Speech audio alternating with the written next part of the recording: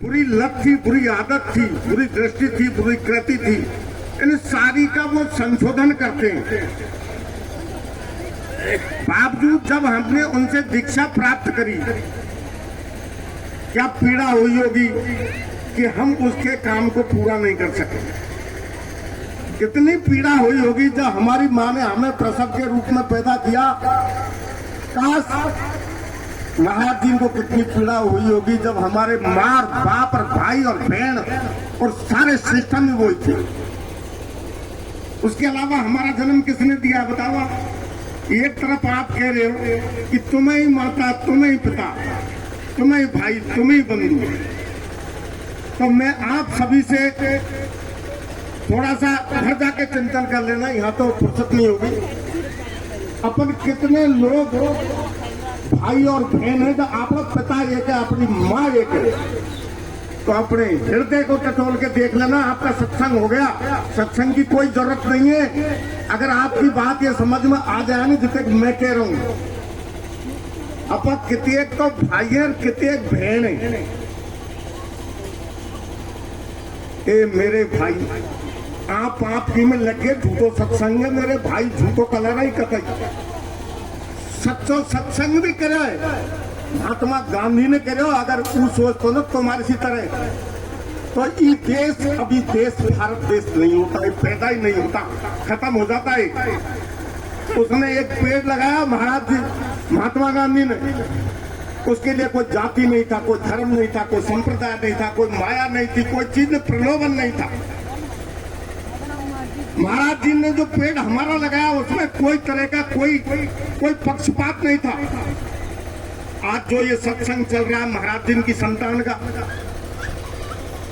वो दिखावटी भाई बहन तो है, अपन आए भी है, कुछ बात तो है ही है। एक बात नहीं है कि चलो खास सके भाई बहन नहीं बन सके, पर मेरा कहने का मतलब एक कदम और आगे रहो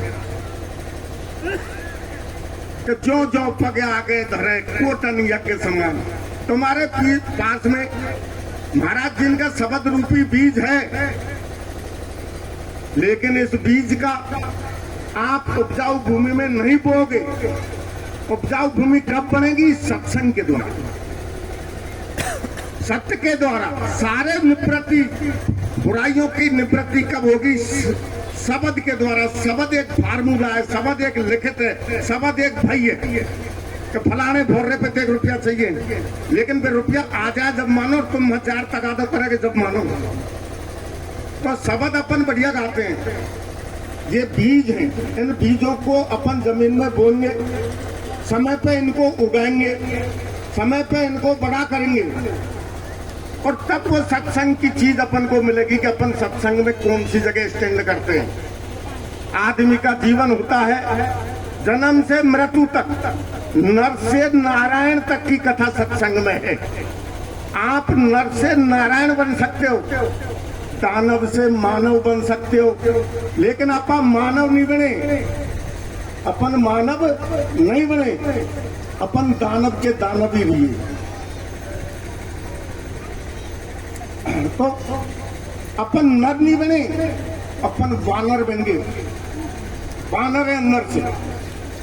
किसकी वजह से? एक चीज नहीं है, बहुत सी चीजें हैं।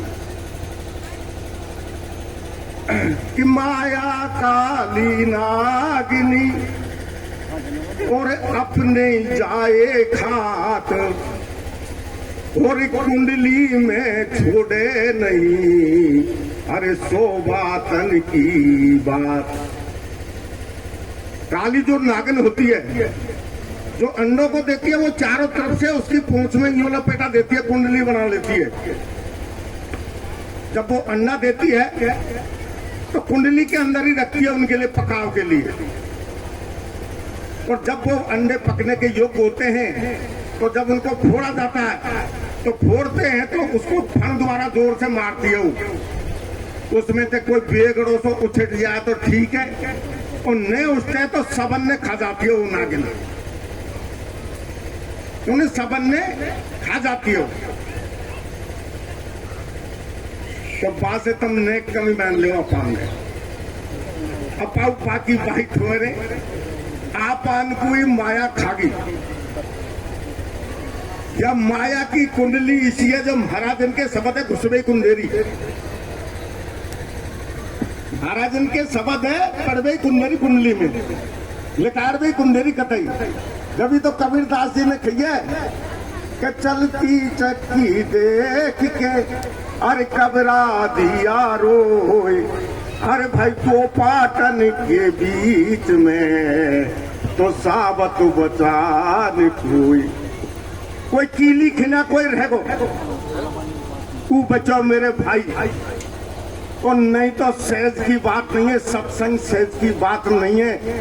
ये वो औषधि है जिसके परहेज करना बड़ा इस कलयुग में बड़ा कठिन है। दवाई तो है महाराज इनकी शपथ रूपी दवाई है।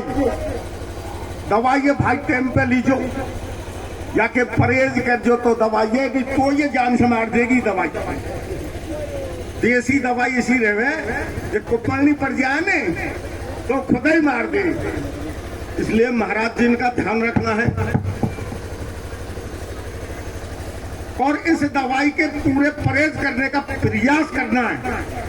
दवाई बनी है तो परहेज भी होंगे और परहेज होंगे तो मनुष्य स्वस्थ भी होंगे। कल्प है ये कल्प, आयुर्वेद में कल्प होता है।